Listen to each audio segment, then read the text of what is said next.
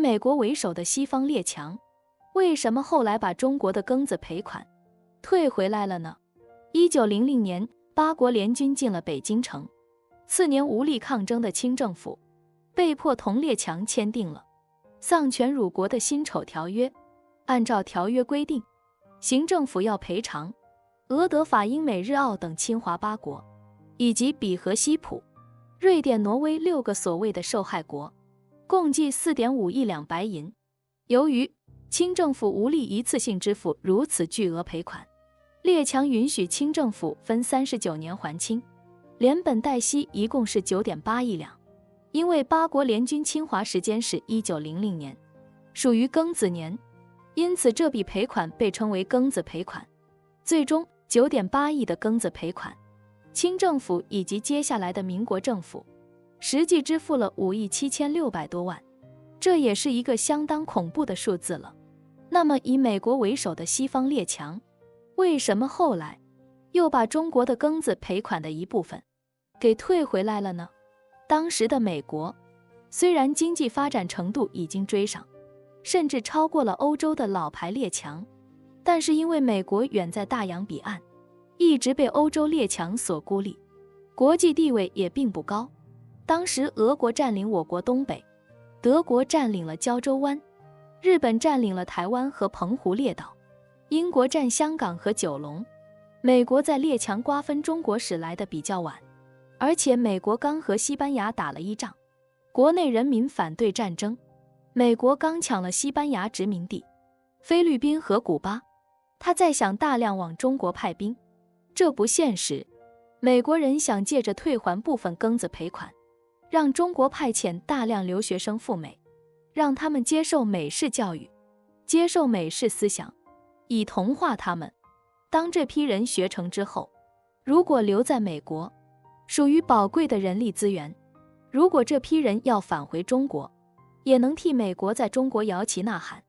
提高美国在华的影响力。实际上，美国人主动放弃部分庚子赔款，转而对中国实施文化侵略，着实用心阴险。但客观来说，美国的这一举动也间接地为我国培养了一大批人才，包括钱学森、邓稼先这些伟大的科学家，都是出自庚子赔款的留学计划。美国当年给清政府退回来的庚子赔款，除了一部分作为中国人赴美的留学基金之外，另一部分还为中国建立的学校和医院，比如现在的清华大学，前身就是留美预备学校，也就是当年美国要求用退款建造的。而俄国退款的理由其实比较简单。1917年，俄国爆发了10月革命，沙皇俄国被推翻，建立了世界上第一个苏维埃政权。可是这个新生的政权地位极不稳定，内部反对势力强大，外部各国列强也是虎视眈眈的，所以苏俄肯定要想方设法在国际上获得承认，改善国际环境。出于这样的考虑，列宁就直接宣布，以前沙俄帝国利用霸权和我国签订的不平等条约全部废除，其中就包括了庚子赔款。他们这么做就是要求北洋政府承认苏俄政权的合法性。那么德国和奥匈帝国为什么也放弃了赔款呢？第一次世界大战之后，作为战败国，德国在中国的一切特权被废除，当然也就包括了庚子赔款。而奥匈帝国更是直接解体，主要的继承者奥地利和匈牙利也放弃了庚子赔款。那在这就不得不说一下日本这个国家了。大家都知道，日本在近代最大的梦想就是占领我国地盘，然后殖民整个东亚。日本对待庚子赔款的态度很简单，那就是必须赔，一定要赔。那其他国家最后都放弃了庚子赔款，为什么唯独日本除外呢？那是因为日本也是一战的战胜国，所以我国一直继续赔偿着日本的赔款。日本坚持索要这笔庚子赔款，主要是用到哪里去了呢？这说起来可真是一把辛酸泪啊！他们拿着中国的赔款去扩充军队，制造武器，然后再用制造的武器来侵华，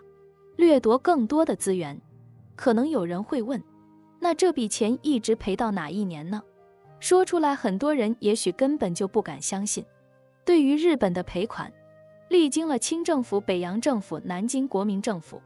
一直到1937年日本全面侵华之后，中国政府才停止支付的。以上就是庚子赔款的来龙去脉。哪些国家退钱了？哪些国家不肯退钱？他们出于什么样的目的？相信大家已经听明白了吧？欢迎关注我的频道，这样就不会错过更多精彩内容。